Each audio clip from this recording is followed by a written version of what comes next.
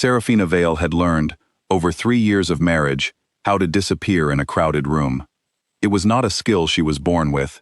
It was something she had practiced, the way other women practiced embroidery or singing, quietly, consistently, until it became second nature. She would angle her shoulders just slightly away from the conversations happening around her. She would keep her expression pleasant and distant, like a painting on a wall. She would hold her wine glass without drinking from it, because Aldrich had once commented on the way she laughed when she drank too freely, and she had never quite forgotten the sound of that comment landing in front of his council. Tonight, the great hall of Vorn was louder than usual. The chandeliers were blazing. The long oak tables were lined with food that no one was really eating, because the dinner was not about eating. It was about looking. It was about who sat where, who spoke to whom, and what that arrangement communicated to every other king and lord seated in the room. Serafina sat 2 seats to Aldrich's left, not at his side, 2 seats away, with his senior advisor occupying the space between them. She had not been moved there. She had never been moved there. She had simply never been placed anywhere else. And after 3 years, she had stopped noticing the way guests sometimes looked at the gap between them and looked away quickly. Aldrich was laughing at something his general had said. It was a broad, easy laugh, the kind that filled rooms and made people lean forward, wanting to be included. He had that quality. He had always had that quality. The first time she had seen him, she had thought, "This man is made entirely of surfaces, and every surface is beautiful." She had not been wrong. She had simply not understood, at 19, that a life could be spent admiring surfaces without ever being let past them. She cut her food precisely, and ate in small bites, and kept her eyes moving across the room, at a pace that looked attentive, without being focused on anything in particular. The herald's voice cut through the noise. His Majesty, King Calin of Ashford. His delegation, 14 in number. The hall rose. Serafina rose with it, setting her fork down against the plate with a small, clean sound. She watched the doors open. Calin of Ashford walked in the way certain people entered rooms, not loudly, not slowly, but with the kind of stillness that made the noise around him seem excessive. He was not what she had expected from Ashford's reputation. She had expected someone colder, someone with the deliberate blankness of a man who had made too many difficult decisions and stopped feeling them. He looked like someone who still felt things, and was not particularly embarrassed about it. Aldrich moved forward to receive him. The introductions began. Serafina stood 2 feet behind Aldrich's left shoulder and watched him name his general, his master of coin, his chief architect, his head of diplomacy. Each name was offered with the comfortable ease of a man who knew the value of what he was presenting. Aldrich did not introduce her. He moved on to the evening's agenda. The alliance terms, the proposed trade routes, the northern border questions that had been sitting unresolved for 2 years. His voice was expansive and sure. The hall listened. Serafina stood very still. That was all. She simply stood, and kept her face exactly as it had been, and did not move the slight muscles around her eyes that would have communicated anything she was currently feeling. It was Calin who interrupted the flow. Not loudly, he simply shifted his attention, the full weight of it, to the woman standing behind Aldrich's shoulder and said, with genuine curiosity and no particular agenda, "And you are?" The question landed in a small silence. Serafina looked at him. He was looking back at her, the way people looked at something that had surprised them pleasantly, not with calculation, just with interest. Actual interest, the kind that had nowhere to go except toward her. "Serafina," she said, "Serafina Vale. I am Queen of Vorn." Something moved across his face. She could not name it. She filed it away and moved on. The alliance talks were scheduled for 5 days. Serafina had attended the first session, expecting to be a decorative presence at the far end of a long table. She had brought her embroidered notebook and her best listening expression, both of which she had been using professionally for years. Calin had asked for her opinion on the northern trade tariffs in the first hour. Not Aldrich's opinion.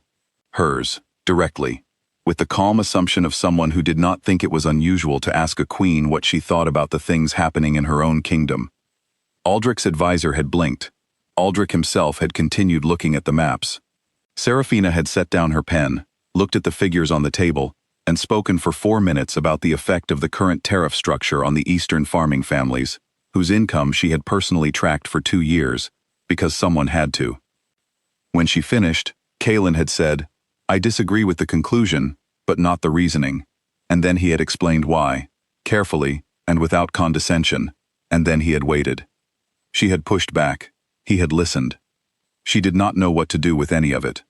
On the third day, Aldrich summoned her to the council chamber.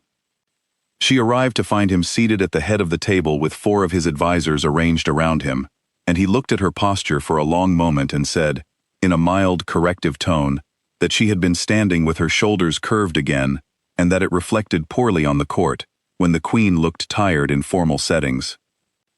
She stood through it the way she stood through most things, by locating a point just past the wall and resting her gaze there while her face maintained its pleasant distance.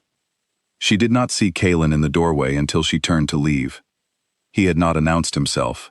He had simply been there, long enough to see the whole thing, and now he was stepping back to let her pass, and his expression was the careful kind, the kind people wore when they wanted to say something and had decided, for now, not to. That evening she went to the library, because she always went to the library when she needed to breathe. He was already there, or he arrived shortly after. She was never sure. He set a cup of tea on the table next to her stack of books without commenting on it, sat down across from her with something of his own to read, and did not speak. She did not speak either. After 20 minutes, she said, without looking up, "You don't need to hover." "I'm not hovering," he said, still reading. "I'm reading." "You're also checking whether I'm all right." He looked up then. "Yes," he said simply. "I am." She looked at him. He looked back. Neither of them said anything else.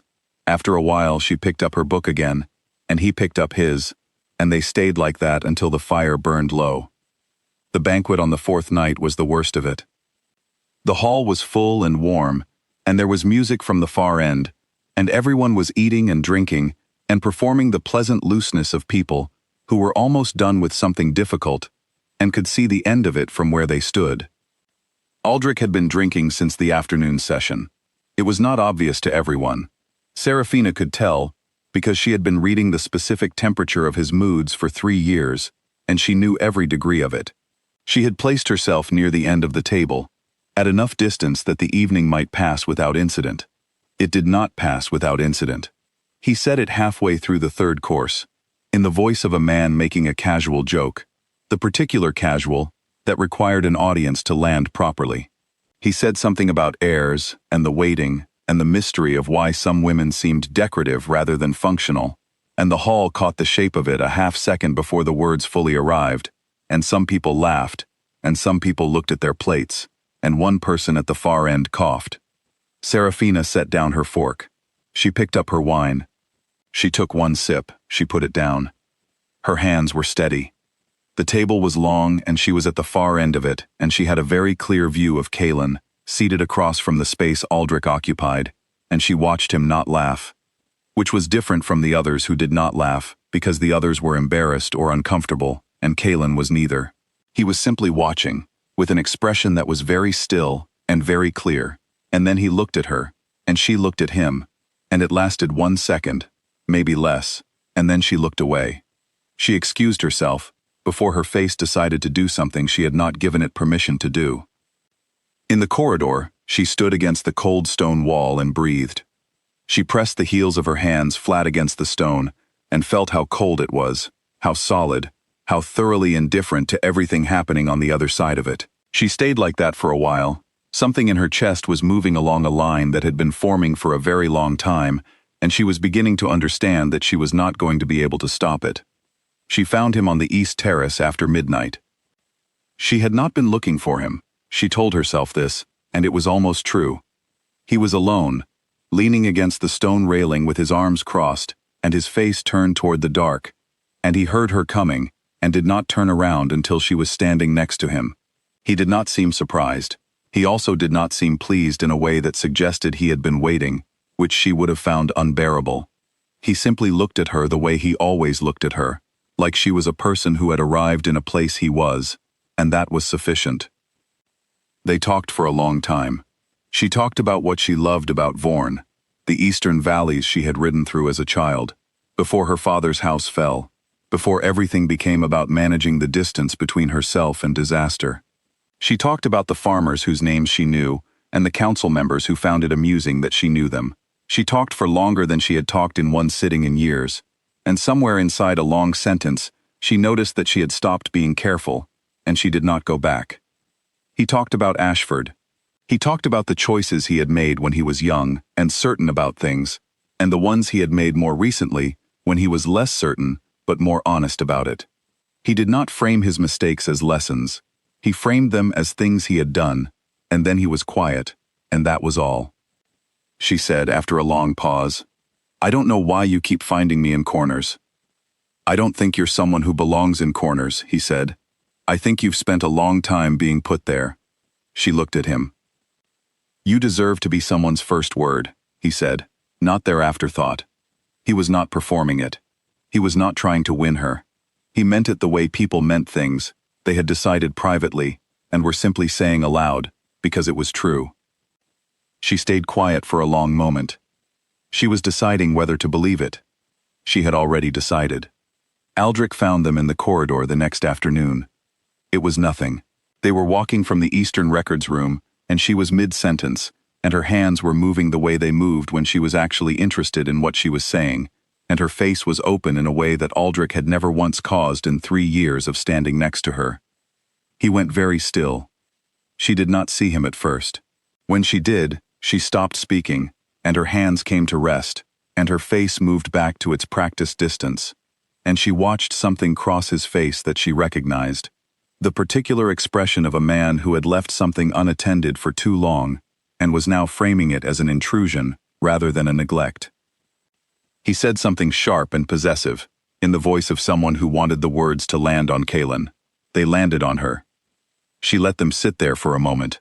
Then she said, quietly and without any particular heat, "You have never wanted me, Aldrich. You have wanted the idea of me. They are not the same thing." She walked away. He did not follow. She spent that night alone in her rooms. She sat in the chair by the window and watched the courtyard below, and did not cry, which was not because she was too proud to cry, but because she had already done most of the grieving quietly, in small amounts, over a long period of time, and there was not much left that needed releasing all at once. The candle burned down. The window went gray with the coming of the morning. She sat with her hands in her lap, and she thought about the thread she had been holding, the invisible line of a bond she had maintained through 3 years of effort, that had only ever moved in one direction. She thought about what it cost to hold something that was not being held from the other side. She let it go. She didn't decide to. She simply stopped. Somewhere across the castle, Aldrich sat up in his bed in the dark and understood.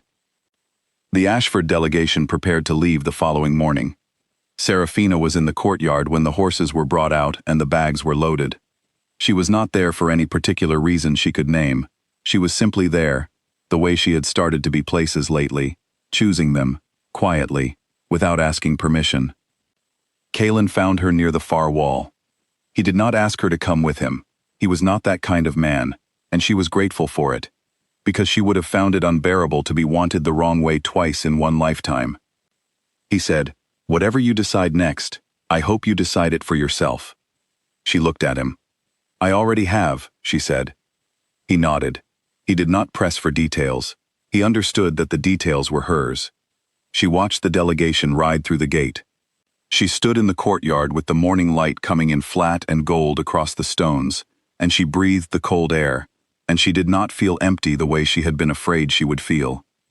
She felt the particular quiet of a room after a window has been opened. Not emptied, just changed. Above her, in the high window of his chamber, Aldrich watched her standing there. The courtyard was very wide between them. It had always been wide. She had simply been the one filling it. She did not look up. She already knew what she would find if she did, and she was done standing in the gap between who she was and what someone else needed her to be. She turned and walked back into the castle. She knew, for the first time in a very long time, exactly where she was going.